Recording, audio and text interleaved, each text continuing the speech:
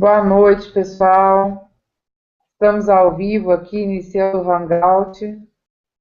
Estamos aguardando só mais um pouquinho. Muita gente na sala, o link deu problema. Estamos aguardando só mais um pouquinho para todo mundo entrar aqui na sala.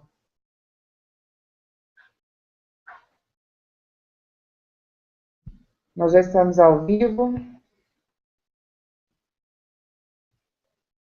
Boa noite a todos.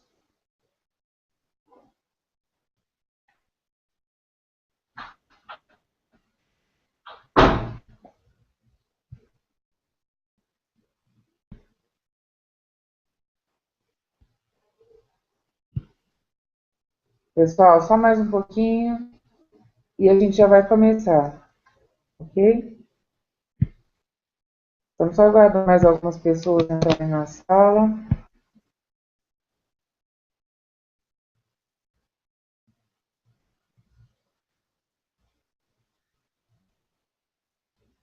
Isso. Boa noite, pessoal.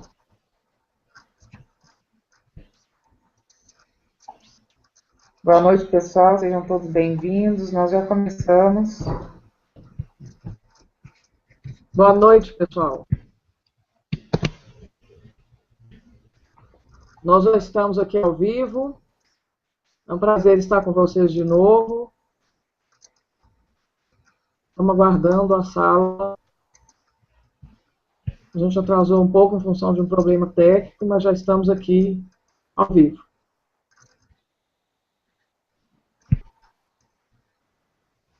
Em um minutinho nós já começamos. Tem muita gente mandando e-mail aí, tentando entrar.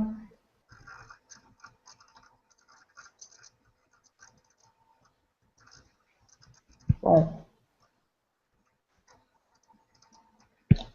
só mais um minutinho e a gente já começa.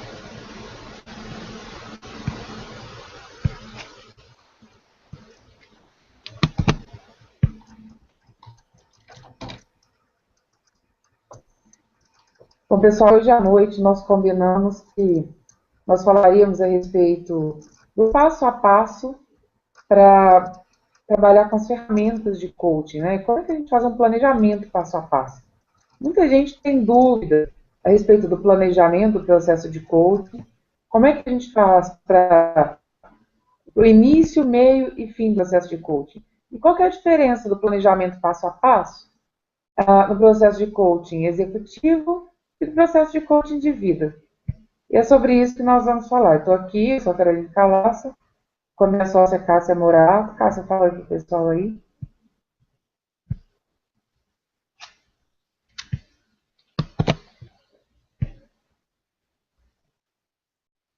E nós estamos aqui já começando, a gente vai falar um pouquinho com vocês hoje sobre isso, sobre as diferenças que existem no planejamento passo a passo do coaching de vida e do coaching executivo.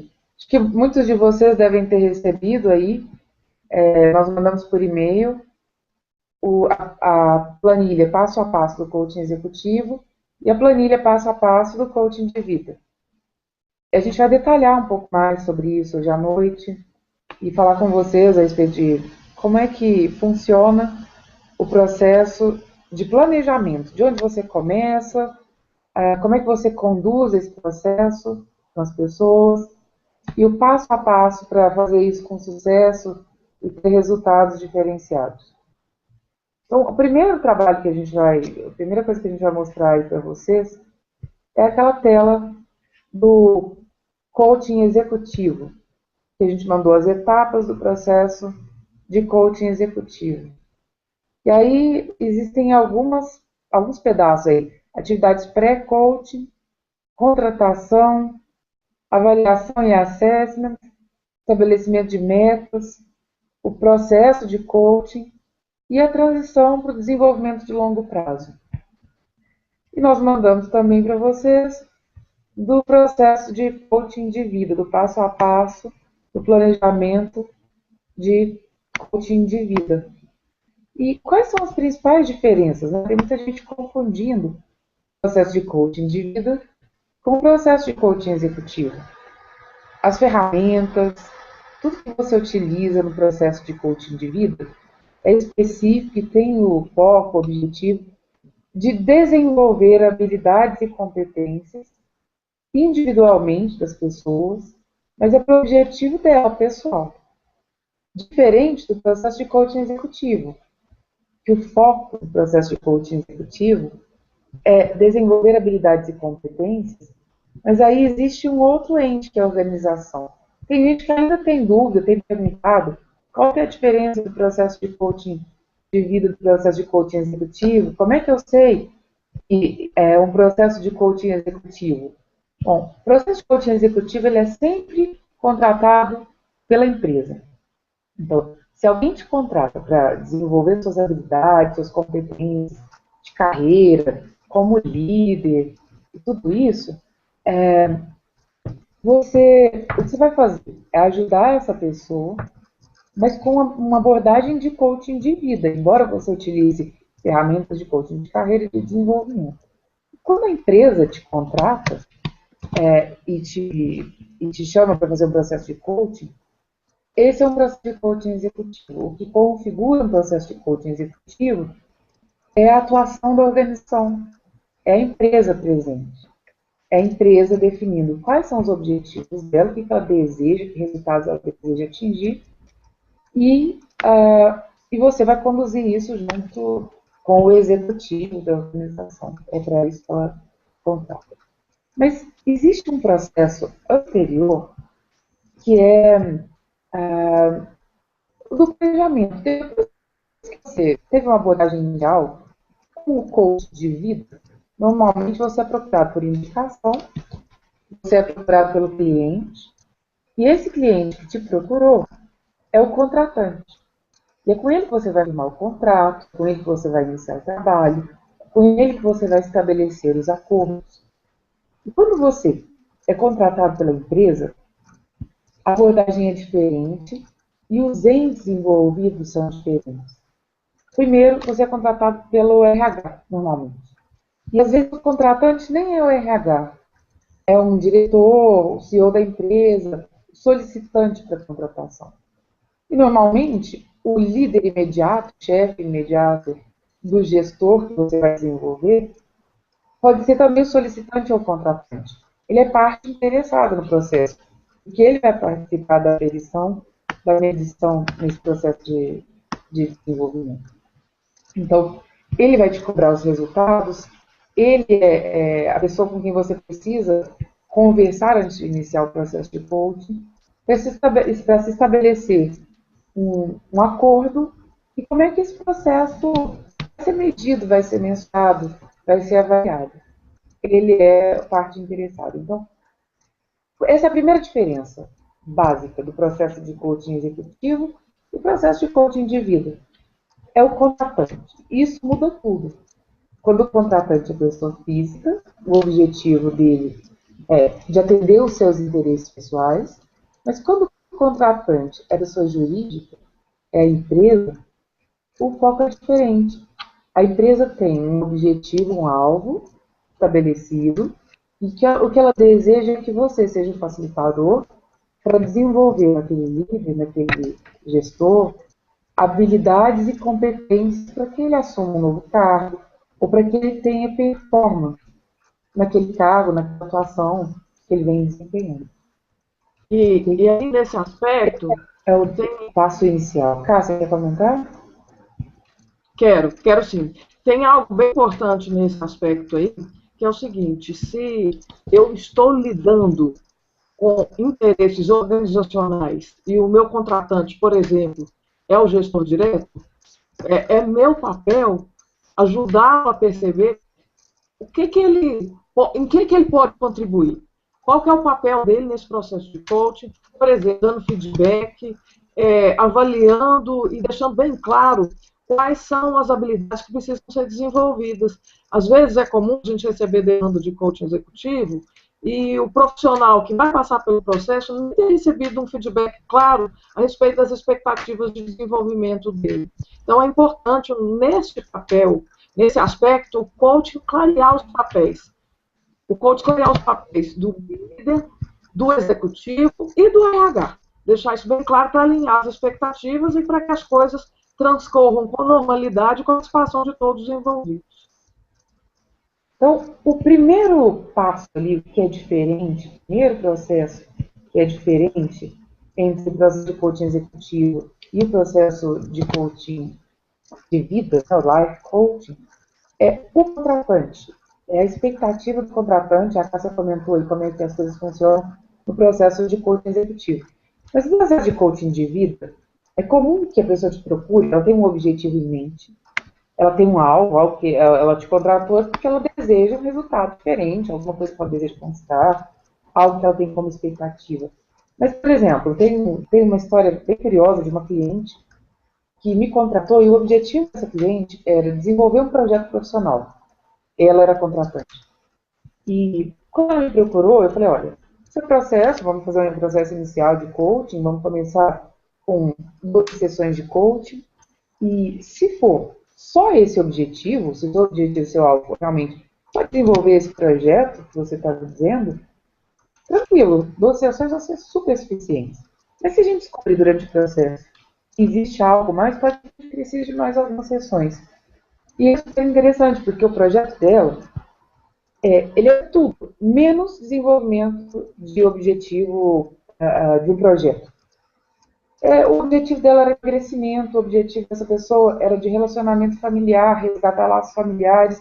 O objetivo dessa pessoa era sair de uma crise de depressão. Ela não tinha energia nenhuma para conduzir projeto nenhum. Então, todo o trabalho inicial teve que ser feito com essa pessoa até ela chegar no objetivo para o qual ela contratou. E no processo de coaching de vida, isso precisa ficar muito claro durante o processo, caso isso ocorra, como aconteceu comigo, para que o cliente entenda o que está acontecendo e por que aquele processo está tomando outros rumos. Tem situações em que você elimina todas essas outras questões, deixa isso de lado, e trata só aquela questão que é realizar o projeto. Mas como é que você faz isso com uma pessoa que te contratou e que ela não tem condições físicas, psicológicas, psíquicas para conduzir o projeto que ela idealizou? E isso é bem mais comum do que parece no coaching de vida, porque as pessoas têm muita clareza de que existe um incômodo na situação atual, que elas não querem mais conviver com aquilo, mas não existe nenhuma clareza de o que elas querem ter no lugar disso. Diferente de coaching executivo, porque quando a empresa os contrata para fazer um projeto, ela tem uma expectativa de resultados e de entregas que são bem mais claras. Então, essa habilidade de trabalhar o ponto B e ajudar o cliente a esclarecer o que ele está vivendo, e até mesmo avaliar as energias e o nível de disponibilidade que ele tem para lidar com isso, ela é bem importante no coaching de vida. Isso que a Carol acabou de narrar é mais comum do que parece mesmo. Bom, então, no coaching de vida a gente tem essas particularidades, mas no coaching executivo a gente também tem surpresas. Acontece também no processo de coaching executivo de você ser contratado, a empresa te chama, te contrata e ela diz que ela tem um objetivo de desenvolvimento para aquele coach. E quando você começa a trabalhar com coach, você percebe que a perspectiva da empresa é completamente diferente da perspectiva do coach. Por exemplo, a empresa te contrata para desenvolver um trabalho com um executivo que está há muito tempo na empresa, sempre teve performance e, de repente, por algum motivo, parou de performar. A impressão da empresa é que aquela pessoa está desanimada, desmotivada, acomodada é a palavra. E a empresa te contrata porque o objetivo dela é tirar essa pessoa desse ponto de conforto, em que ela está acomodada porque já tem muito tempo de casa. E aí você vai conversar com o coach, começa o processo coaching, o motivo daquela pessoa está sem energia e não está desenvolvendo nada de novo e parecer incomodada é completamente outro. Por exemplo, ela está com uma equipe que ela herdou há pouco tempo, totalmente desestruturada, que veio de um gestor totalmente paternalista e que ela está precisando começar a colocar ordem nessa equipe e ela realmente está precisando primeiro normatizar as coisas para depois começar a ter performance.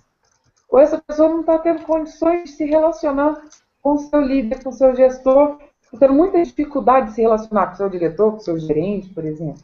Então, às vezes a perspectiva da empresa é uma E quando você coloca a mão no vespeiro, a situação é completamente outra. E você tem que estar preparado para entregar os resultados que a empresa espera, mas trabalhar isso para uma vertente que, de repente, é diferente do que a empresa te entregou. E para fazer isso no ambiente organizacional, ter uma estrutura de planejamento que te permita organizar o seu trabalho e até mesmo nortear com qual frequência você vai entregar os relatórios para o RH e quais os recursos você vai utilizar diante desse diagnóstico inicial, é bem importante, porque te dá segurança e te dá também a tranquilidade de poder organizar os seus relatórios considerando e respeitando essas etapas que você preparou lá no seu planejamento inicial. Então, o seu planejamento, ele é um norte. O planejamento que você vai desenvolver, como é que você tem que planejamento vai desenvolver? Tem uma etapa inicial com a empresa, que é de negociação. A empresa te chamou, ela te convida para fazer uma proposta, te apresenta qual é o objetivo, para qual executivo, para quem que ela quer processo de coaching e por qual razão ela quer processo de coaching. E aí existe uma conversa inicial sua com o contratante, que às vezes é o RH. E se o contratante é o RH, o ideal é que você também tenha uma conversa com o líder desse gestor imediato, para ter mais elementos e mais informações, se possível. E antes de começar o processo, você tem uma conversa com o seu coach. Isso vai te permitir, quando for fazer o planejamento e estruturar o seu projeto, já ter uma ideia mais ou menos das distorções em relação à visão do gestor, a visão do coach e a visão do RH, por exemplo. Para que você saiba como é que você vai conduzir esse processo.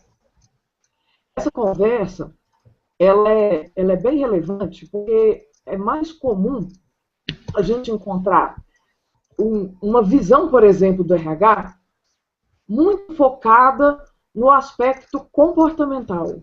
E, eventualmente, a posição do executivo tem um viés técnico que o RH desconhece. Então, alinhar, conhecer esses pontos cegos, perceber que gaps existem entre a forma como o coach se vê e ele é visto pelo RH ou pelo líder, é algo que é bem útil e te ajuda a embasar e ter um planejamento mais coerente de acordo com as necessidades que você identifica nessa conversa com todos os envolvidos.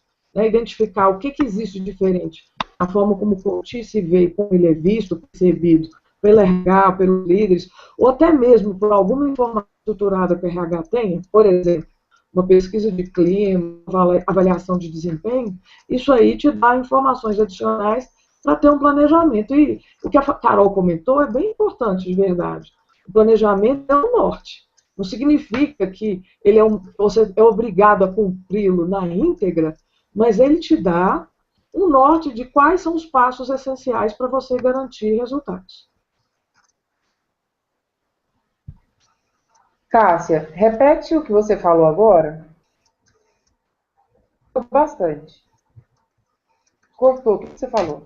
O que eu comentei foi que essa conversa ela é bem importante, porque ela ajuda o coach a conhecer melhor as distâncias ou os gaps que existem entre a forma como o coach, o candidato coach se vê, a forma como ele é visto pelo RH, porque o RH normalmente pode ter até informações técnicas que vão ser úteis no processo de coaching, exemplo, avaliação de desempenho, pesquisa de clima organizacional. Essas informações elas podem ser muito úteis para o planejamento. E também a forma como é visto pelo líder.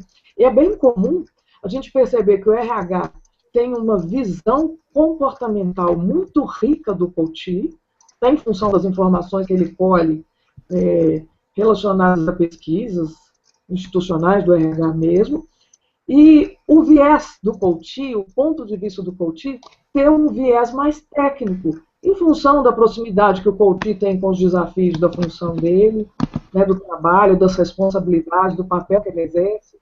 Então, coletar essas informações inicialmente, perceber as diferenças de viés, de visão de cada um dos envolvidos, é algo que embasa no coach e faz com que esse norte, como a Carol bem comentou, seja um norte seguro. Não significa que esse norte precisa ser cumprido, mas ele vai dar um embasamento que vai deixar o coach mais estruturado para respeitar essas etapas da abordagem de coaching executivo. Se no processo de coaching executivo o caminho é esse, no processo de coaching de vida, normalmente o comprometimento do coach, quando ele é o pagante, teoricamente ele ganhou. Às vezes o coach está pagando o bolso dele, mas o nível de energia dele para fazer para desenvolver o projeto é muito pequeno, é muito baixo. Muitas vezes ele está gastando aquele dinheiro, investindo aquele dinheiro, mas quando entra de coaching, às vezes está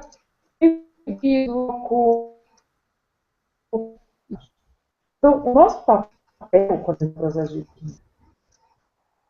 de vida é fazer o coach haja dessa maneira. Porque também está investindo em experiência, pode ter até muito mais do que o coach no ambiente executivo está recebendo isso como um benefício da empresa. No entanto, nem sempre é isso que a gente experimenta. Muitas vezes, a gente experimenta uma situação que é o coach pagante e desmotivado. E aí, como é que você conduz o seu processo, o seu planejamento de coaching?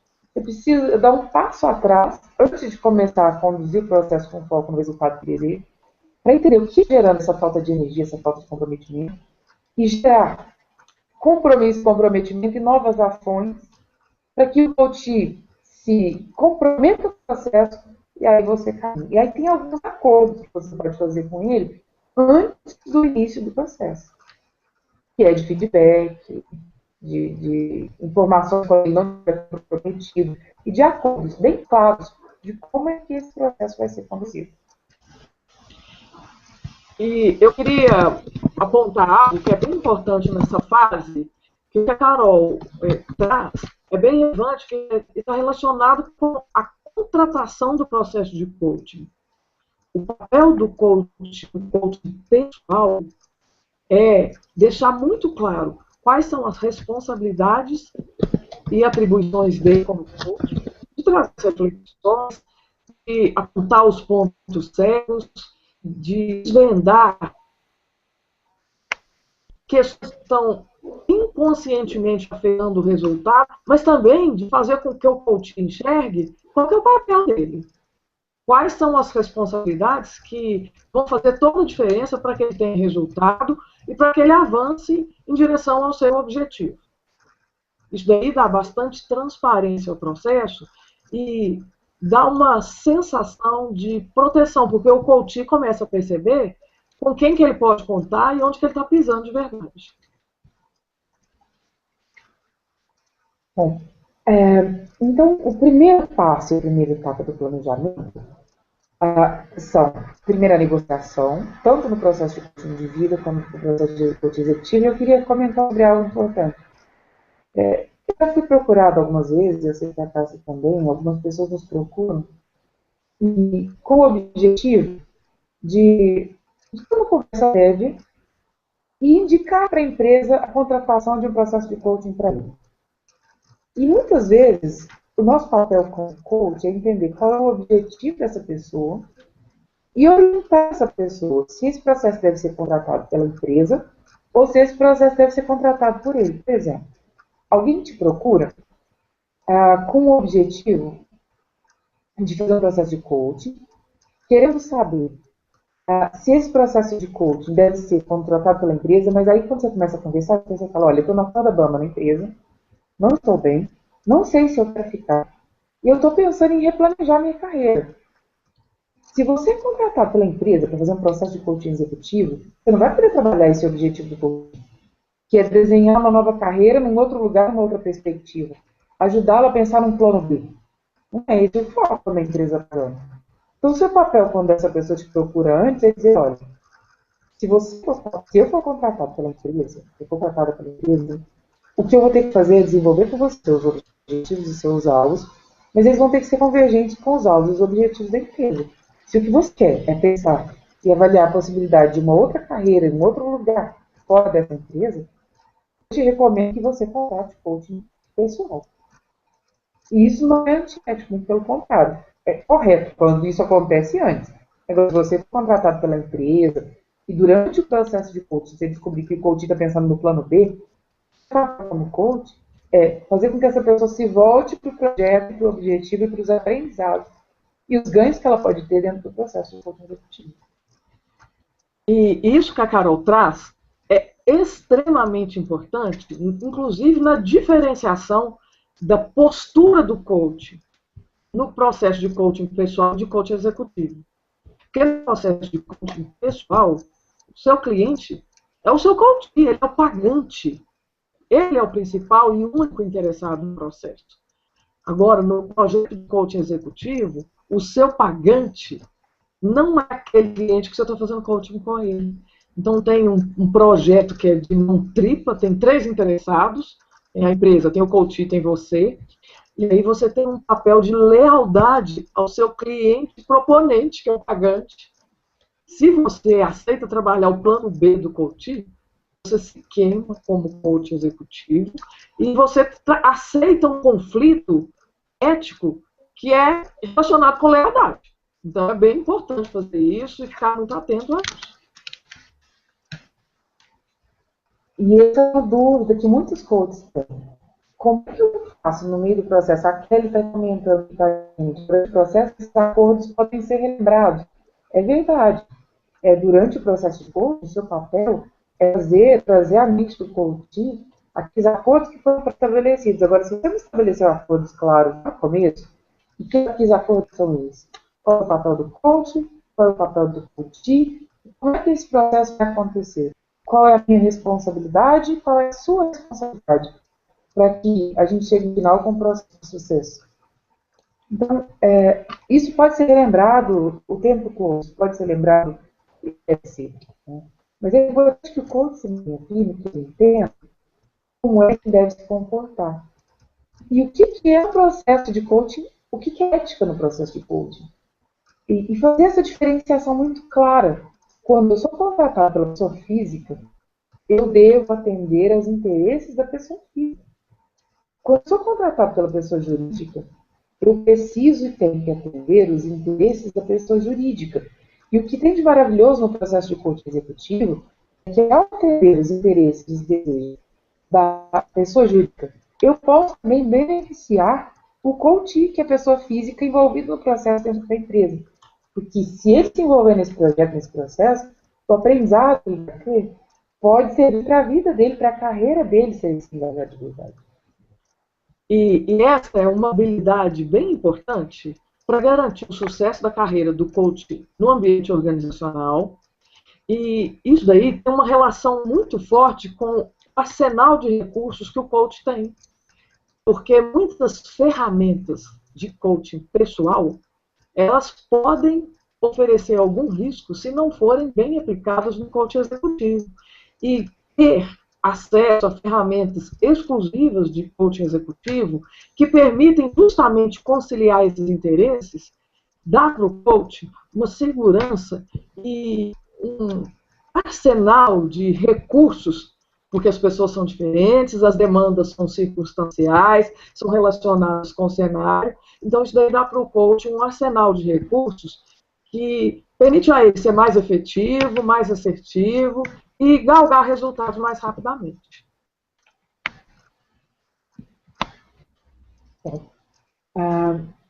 E aí, quando você tem muita clareza de qual é o seu papel como coach, esse é o primeiro passo. Qual é o seu papel como coach? Se você é contratado pelo coach ou se você é contratado pela empresa. Então, você tem muita clareza de como conduzir esse processo e como desenhar esse processo.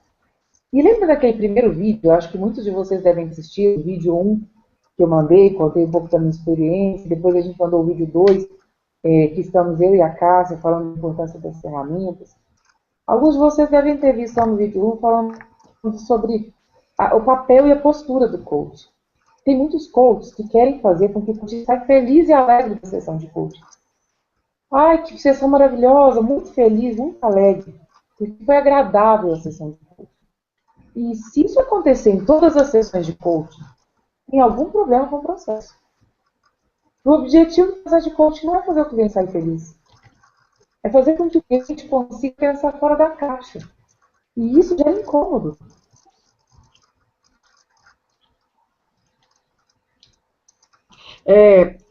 Essa habilidade de aumentar o repertório de respostas do cliente, do coach, ela passa pela competência de tirar o coach do ponto de conforto, trazer o coach para uma zona de questionamento, de reflexão, que a gente chama também de zona de crise, para que ele possa, ao pensar fora da caixa, encontrar novas respostas para lidar com o mesmo cenário ou com um problema recorrente que está mantendo esse coach no ponto A. Isso daí é bem bacana, porque permite o coach a sair da situação inicial e começar a entrar em ação, caminhando em direção ao objetivo. Então, é uma habilidade que precisa, de fato, ser cultivada.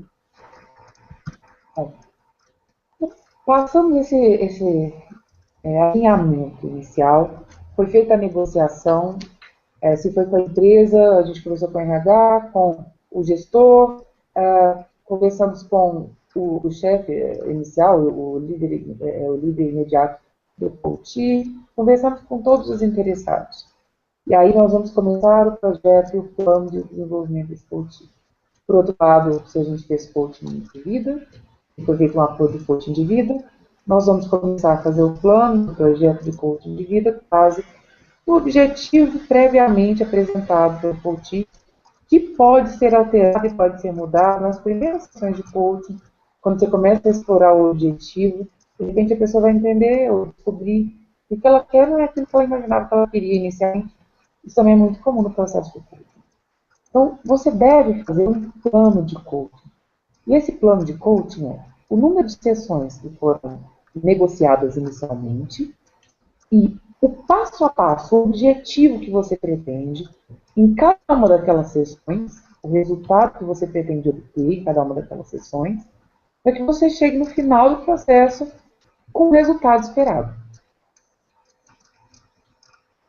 E esse primeiro momento, a fase inicial do projeto, ela é uma fase relacionada com o diagnóstico, aumento da autopercepção e da autoconsciência, e existem algumas ferramentas que podem ser muito úteis, como mecanismos de análise de perfil comportamental, que ajudam o coach a identificar qual que é o comportamento preferencial que ele exibe em diversas áreas de atuação.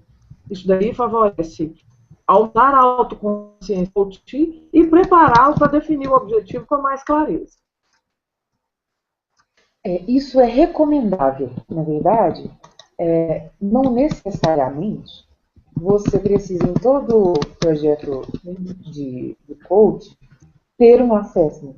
Nem todo mundo está disposto a pagar por isso, porque tem um custo adicional.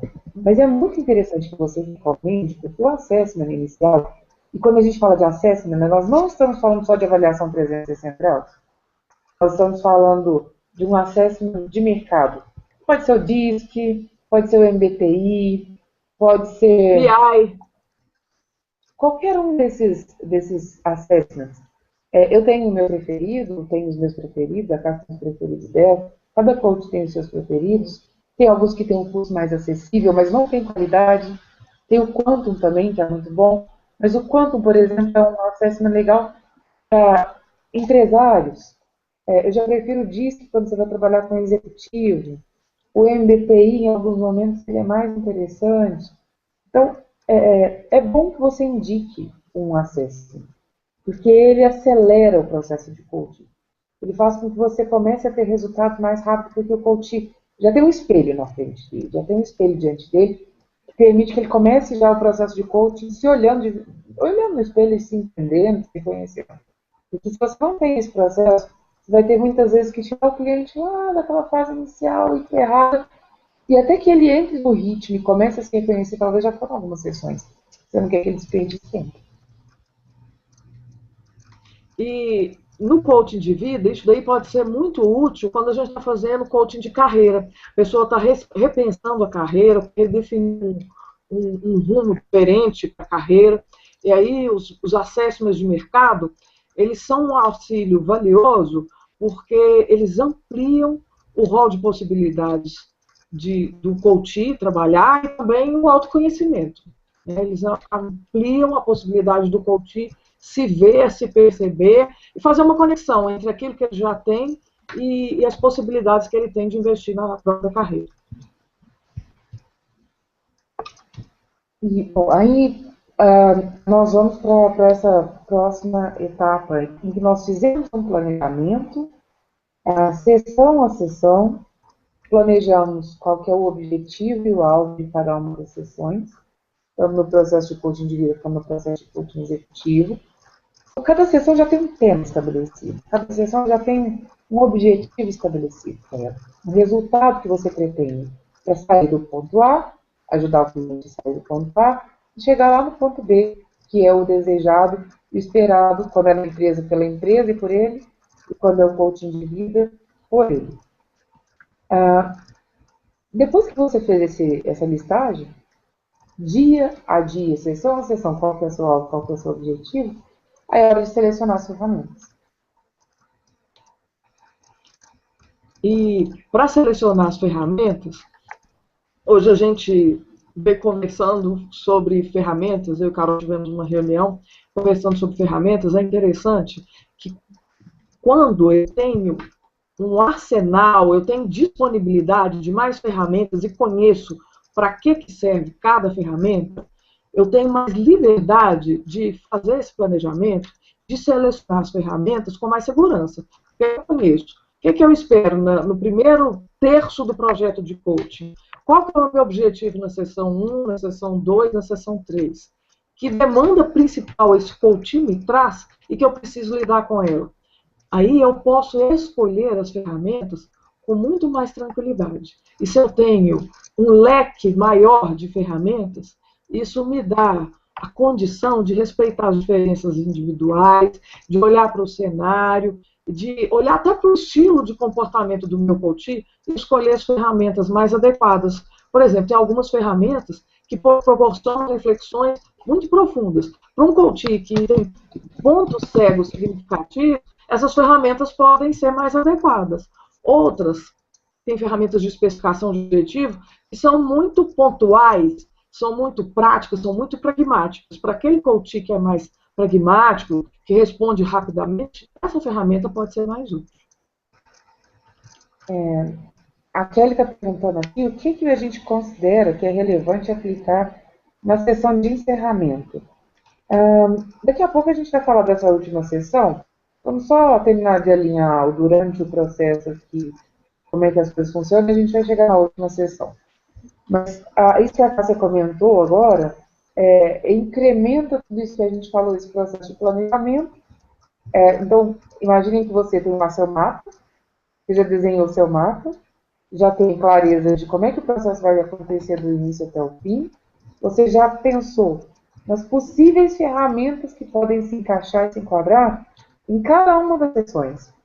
É por isso, pessoal, que quando a gente propõe, fala para vocês de 100 ferramentas de coaching, que é o projeto que a gente vem desenvolvendo, isso pode parecer que é excesso, é exagero, são muitas ferramentas, mas se você pensar em 12 sessões de coaching, você precisa de pelo menos 12 ferramentas de coaching. Agora, 12 ferramentas de coaching te deixam numa condição muito delicada. Porque cada cliente tem uma necessidade diferente, cada cliente tem uma expectativa diferente, e às vezes uma ferramenta que você conhece que serve para um cliente não serve para outro cliente. E quando a gente fala de 100 ferramentas, você não precisa dominar, decorar as 100 ferramentas. Não. Você precisa ter fonte de consulta segura, entender como é que essas ferramentas funcionam, entender como é que se aplica isso, ter recursos para consultar, e de posse disso, vai ser muito tranquilo fazer esse planejamento. Porque quando eu penso, por exemplo, sessão 1, meu objetivo é estabelecimento de objetivo. Eu tenho lá 4 ferramentas de estabelecimento de objetivo. Eu tenho uma ferramenta que é grande, eu tenho uma ferramenta que é pequenininha. Eu tenho um coach que é prolixo. É estratégico. Se eu tenho um cara que é prolixo e que ele conversa demais, se eu escolher a maior ferramenta de estabelecimento de especificação de objetivos, eu não vou conseguir fazer isso em 1 hora. Vou demorar 3 horas. E isso que a Carol está falando é muito bacana, porque o estilo do coach tem um peso muito grande para qual ferramenta vai ser resolutiva. Todas são boas, mas algumas se adaptam melhor a certos estilos de comportamento, de interação. Tem coach que é muito econômico nas palavras. Ele é reflexivo e fala muito pouco. Para esse coach, uma ferramenta que é mais detalhada, que permite esmiuçar as reflexões, ela pode ser muito mais efetiva. E um exemplo bem bacana que a gente tem é a questão das crenças limitantes, que são dúvidas que sempre surgem, que os coaches sempre nos perguntam, como lidar com crenças limitantes, e é preciso ter mais de uma ferramenta para isso. Porque às vezes a ferramenta que você usa, que dá certo, sempre, se o coach é pragmático demais, você nem consegue empregar a ferramenta toda, não deixa. Ele faz reflexões muito secas, muito ásperas, e você acaba ficando sem saída durante a sessão. Então, ter várias ferramentas para o mesmo propósito, mas que servem a estilos de comportamento diferentes, e isso que a Carol falou, alguns são muito prolixos, outros são muito econômicos, te dá uma válvula de escape para fazer o seu trabalho com mais segurança e com mais recursos, naturalmente. E isso é importante, pessoal, porque quando você está diante do cliente, é você e ele. E ali, na hora do jogo, você não tem quem consultar. Na hora que você está ali presente com o cliente, você e ele numa sessão de coaching, só tem 2 possibilidades. Sair da sessão com resultado ou sair da sessão sem resultado. E o cliente, o coach, o papel dele ali é só entrar no processo que você está conduzindo. Se você não tem instrumentos para conduzir esse processo, ferramentas adequadas, se você não tem a segurança de ter esses instrumentos e essa flexibilidade para, dependendo da situação, você mudar o foco se for necessário, você fica numa posição muito ruim diante do cliente, muito delicada, você corre risco, você se coloca em risco. Porque, e se eu tenho 10 recursos, 10 ferramentas, eu tenho 5 ferramentas de coaching, se é isso meu arsenal de ferramentas, se eu domino 15 ferramentas de coaching, 5 de coaching de vida, 3 de coaching executivo, como é que você conduz um processo de coaching de vida de 12 sessões com 6 ferramentas? Como é que você conduz um processo de coaching executivo com 10 ferramentas? Não dá para fazer um processo de coaching de qualidade. Aí alguém vai falar assim, mas eu não preciso de um monte de ferramenta. Basta que eu saiba perguntar, eu entendo como é que funciona o processo de coaching. Mas basta perguntar? Eu sei perguntar desde pequena. Desde fazer para coaching, eu sabia perguntar. E bem aprender perguntas poderosas, mas e aí? E tem um aspecto bem importante nisso que a Carol traz, que é o seguinte: se eu domino 10 ferramentas ou 12 ferramentas, o que me faz dominar 12, 15 ou 20 é praticar, praticar e praticar. E quanto mais experiente a gente fica, fica por recurso. Quanto mais a gente praticava, desde a nossa primeira formação, começou a surgir muito claramente aquilo que funciona para um pode não funcionar para outro. Então, a gente começa. Isso nos fez correr muito atrás de ferramentas, de recursos, durante muito tempo. A gente vem mostrando que pessoas diferentes, com reações diferentes, com crenças diferentes, precisam de soluções que sejam adequadas a esse perfil. Então, muito faz a gente perceber que ter maior de dá mais segurança, mais assertividade e mais propósito para o processo e ter dentro do cenário. Eu tive uma feminina de coach, que ela fala o seguinte: todo coach precisa ter um embordado, sacola de ferramentas e precisa conhecer todas para ele estar no momento que a demanda surge, qual que ele vai atacar, qual é aquela apropriada para lidar com a demanda que surge ali numa sessão. Bom, tem muita gente entrando na sala agora. Está entrando agora na sala aqui. Mas a maioria está mandando e-mail falando que conseguiu entrar, quem estava com dificuldade de entrar já conseguiu, e então a gente está conseguindo. Tem muita gente que não conseguiu entrar na sala. Mas de qualquer maneira, gente, a gente vai disponibilizar quem conseguiu entrar só agora. A gente vai conseguir mandar para vocês a gravação. E aí todo mundo vai poder assistir depois. Para quem ficar até o final, como sempre, a gente vai mandar um bônus especial, algo especial para vocês. Ó, tá.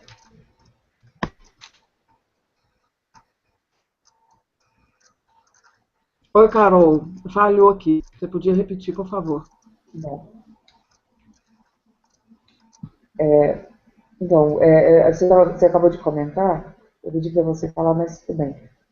Depois que você fez esse processo todo, planejou e definiu, e aí agora você tem um arsenal de ferramentas, dia a dia, você escolher 3, 4, 5 ferramentas possíveis de se usar, possibilidade no dia, no momento ideal, para escolher qual que é a ferramenta que você deve utilizar de acordo com a conversa prévia com o coachista, fez um follow-up da sessão anterior, e de acordo com o follow-up, você já vai saber quais aquelas ferramentas que você tinha planejado, estabelecido para utilizar, seria a ideal e a melhor ferramenta.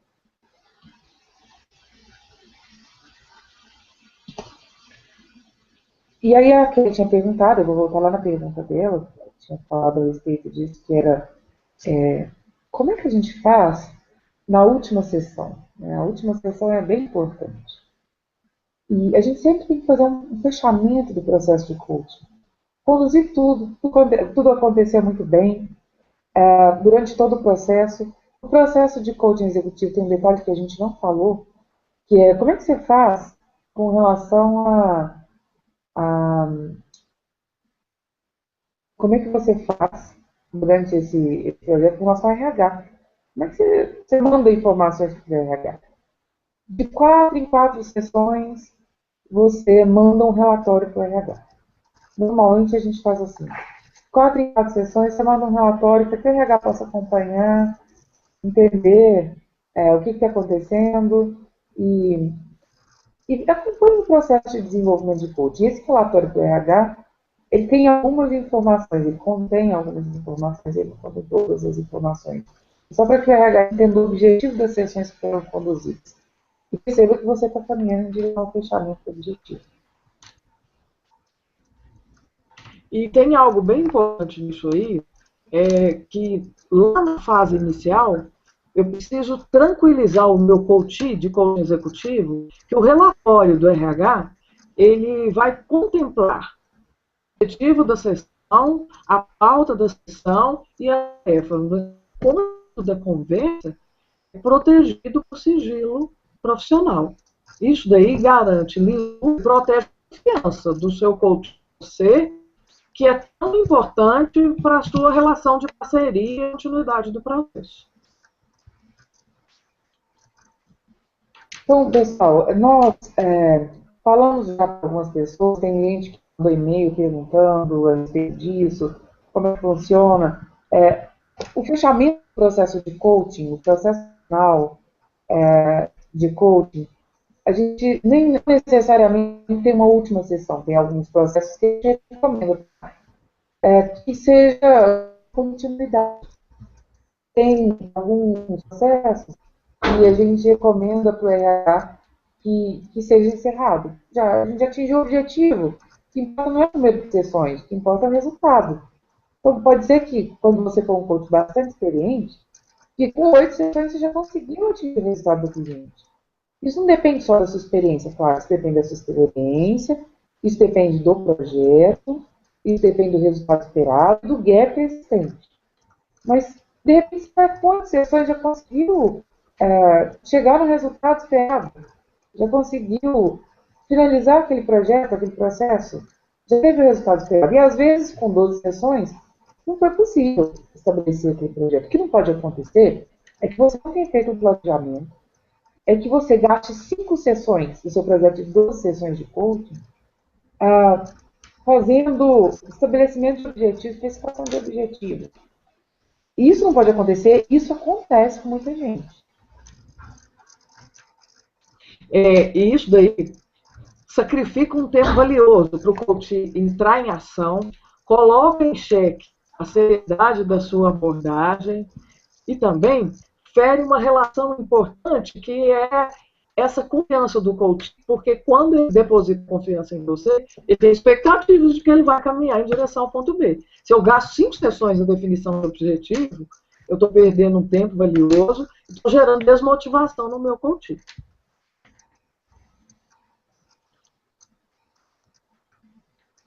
Quando a gente chegou lá no processo, tudo aconteceu bem, né? A gente conseguiu conduzir direitinho, não aconteceu esse tipo de problema de 5 sessões lá, perdemos 5 sessões com o coach fazendo especificação de objetivos. Não, eu fiz um planejamento adequado, do passo 1 ao passo 12, tudo correu bem, mandei os relatórios para o RH, se foi coaching de vida, o processo foi desenvolvido com base no ponto A e ponto B, agora eu preciso fazer esse encerramento. Quando há uma recomendação de continuidade, você faz o fechamento da mesma forma. E esse fechamento, o objetivo é que o coach avalie onde ele estava e onde ele chegou. Mesmo que ele não tenha chegado no ponto final.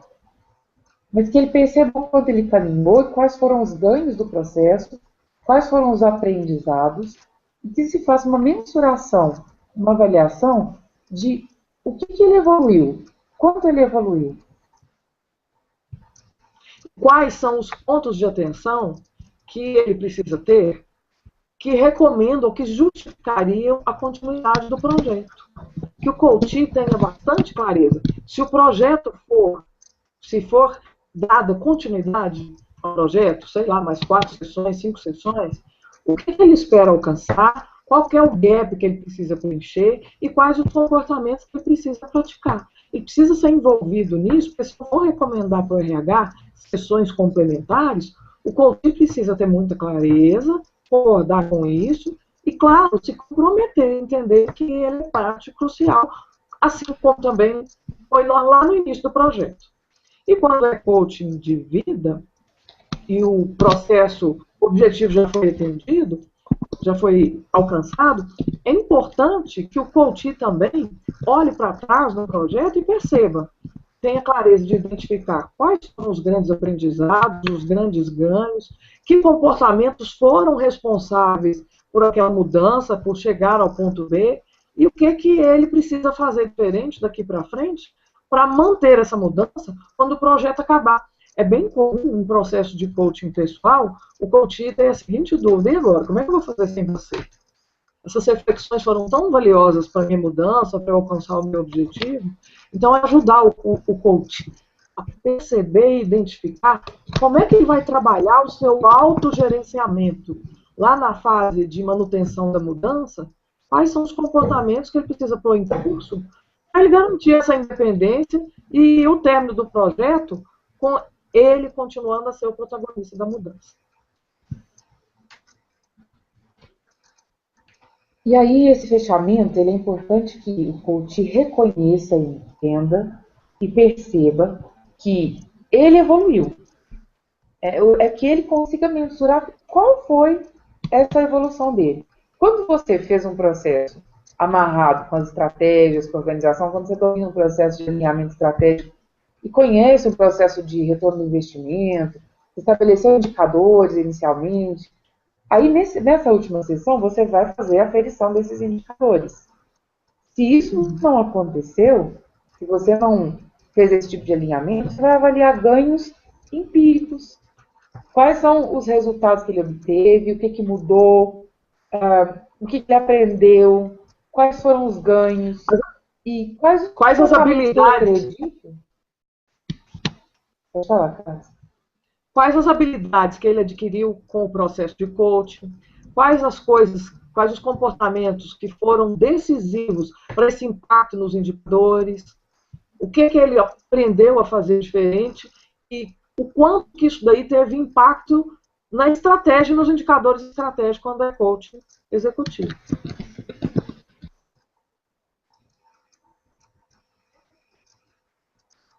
Igual. O último processo, a última parte do processo, porque quando é no coaching executivo, esse fechamento, ele tem a ver com os objetivos que o coach tinha estabelecido para o projeto, que vai mensurar o que ele teve de ganhos e quanto ele evoluiu em relação a isso, e também vai avaliar o objetivo que foi estabelecido pela organização. E quando eu falo isso, não quero que você se confunda. É que às vezes a organização te fala, eu quero que aquela pessoa se desenvolva em relação à comunicação. Essa foi a linha mestra do seu projeto, você compartilhou isso com o coach. Mas às vezes o coach, durante esse processo, ele fala, olha, eu queria aprender a me comunicar, mas eu também queria aprender a ouvir. Eu tenho uma grande dificuldade de ouvir as pessoas, de ficar presente quando eu estou falando com as pessoas. Às vezes eu estou falando com a pessoa, estou viajando, estou em outro mundo. Eu não estou nem ouvindo o que ela está falando.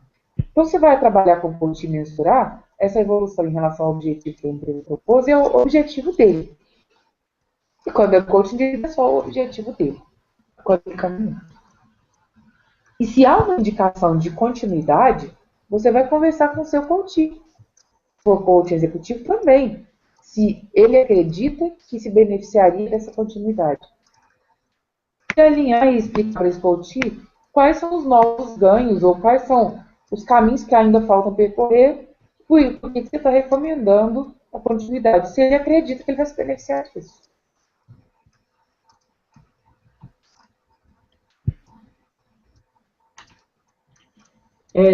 Na hora de fazer o relatório final para o RH, se o processo acabou, é importante apontar quais foram os gaps que foram preenchidos, quais foram as habilidades ou competências que foram necessárias, desenvolvidas, trabalhadas, e também apontar ganhos adicionais. Por exemplo, esse coach agora, ele se conhece mais. Ele diminuiu os pontos cegos em relação à última pesquisa de clima.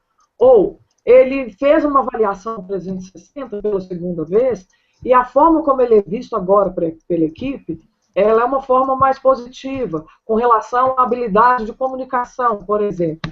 Então, no relatório final do RH, para o RH, é importante apontar os objetivos estratégicos que a empresa, que geraram a demanda desse processo de coaching, mas também os ganhos adicionais, para que o RH possa mensurar e compreender que esse projeto de conciliar interesses pessoais com organizacionais trouxeram outros ganhos que a gente chama de ganhos secundários ou ganhos adicionais. E se de fato eu estou recomendando, eu preciso dar uma justificativa técnica importante. Olha, eu estou recomendando a continuidade do projeto, os ganhos do coaching até aqui foram esses e esses, e o que vai ser trabalhado nas próximas 3 sessões são as habilidades tais e tais, que vão ter impacto nos indicadores X.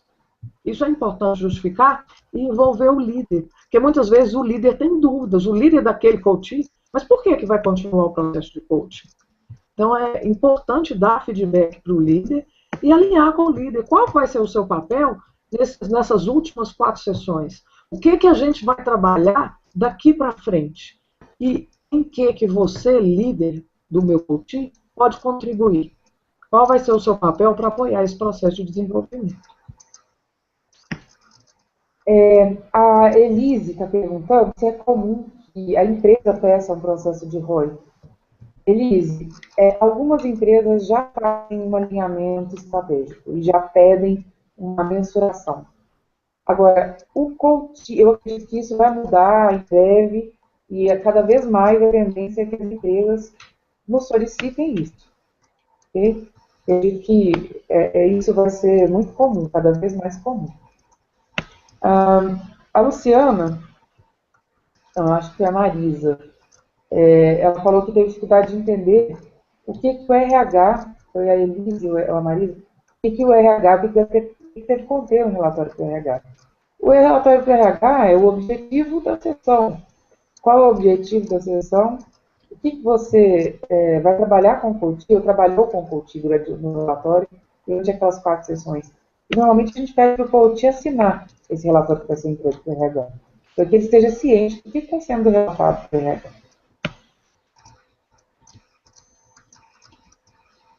Pessoal, tem muita gente reclamando aí que está falhando o som, que está falhando a conexão, está com dificuldade de ouvir, está caindo a conexão. A gente não sabe dizer, assim, a gente está numa conexão ótima e, infelizmente, por algum motivo, a conexão ainda está caindo, a gente está com uma conexão com velocidade boa e, infelizmente, está ainda falhando o som. Mas a gente vai mandar depois o webinar inteiro gravado para vocês possam acompanhar isso. E é por isso que a gente desenvolveu, pessoal, o projeto Sem Ferramentas de Coaching. É para ajudar as pessoas, para ajudar os coaches, independente de serem coaches executivos, coaches de vida, coaches experientes, coaches iniciantes. O objetivo e o intuito é ajudar as pessoas, ajudar os coaches, ajudar todos os coaches a conseguirem fazer esse plano, esse planejamento consistente. Porque se todo mundo tiver capacidade e habilidade de fazer isso, o mercado de coaching vai ter outro nível. Você sabe, quem nos acompanha sabe, quanto a gente preza pela excelência e o quanto a gente acredita que excelência é importante. E se a gente quer se posicionar no mercado como um coach que tenha credibilidade, que entrega resultado e que tenha esse foco na excelência, esse processo de capacitação ele é um processo que ele nunca vai acabar. E ele passa pelo aspecto de buscar novos recursos para lidar com as demandas. Mesmo que eu seja um coach já experiente, ter novos recursos, ter válvulas de escape, ter mais de uma possibilidade para tratar a mesma demanda.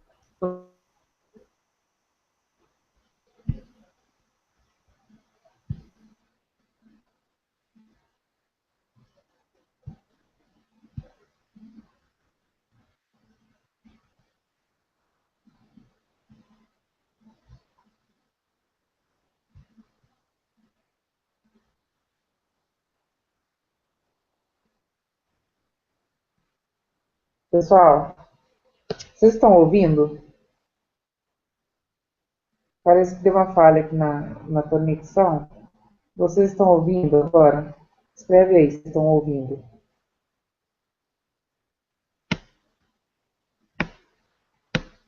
Bom, nós pensamos nesse projeto das 100 ferramentas, em desenvolver esse projeto das 100 ferramentas, com o objetivo e o intuito de facilitar a vida dos coaches. É um trabalho que a gente se empenhou muito, que a gente investiu bastante tempo, e é o que a gente utiliza com os nossos clientes, são as ferramentas que a gente utiliza com os nossos clientes, são as principais ferramentas que a gente utiliza na verdade. E tem de tudo, pessoal. Tem coaching de vida, coaching executivo, business coaching, tudo isso. E as ferramentas são refinadas, são ferramentas de pesquisas da gente, de muito tempo, e é um material muito rico. É um material que pode trazer muitos benefícios para. Tem algumas pessoas que estão aí, que estão na sala, e que já estão tendo acesso a essas ferramentas. Já hoje a gente recebeu e-mail do pessoal relatando que está utilizando as ferramentas, está tendo resultado, que está funcionando, que já começou a aplicar. Dia 20 agora, a gente já está no dia 17, dia 20 a gente já tem as videoaulas no ar, funcionando e acontecendo aí, explicando ferramenta por ferramenta, passo a passo, e isso aí é bastante rico, bem interessante e muito útil para qualquer coach.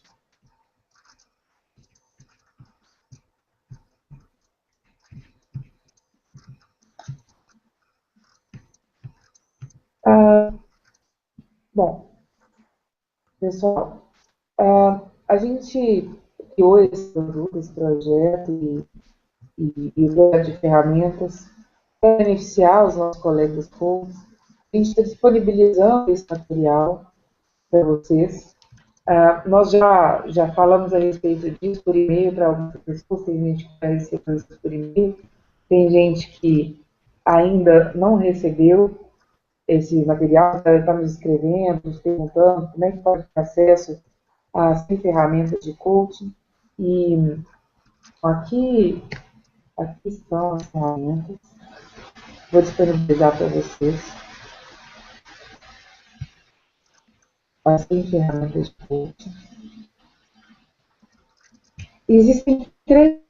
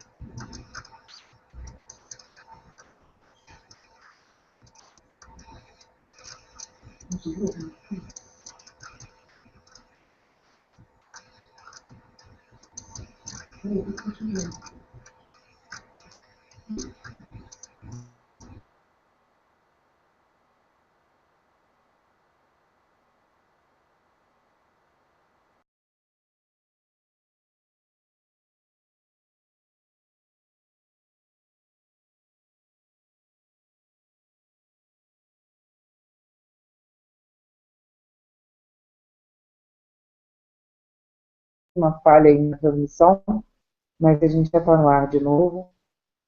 Estou ouvindo vocês aqui.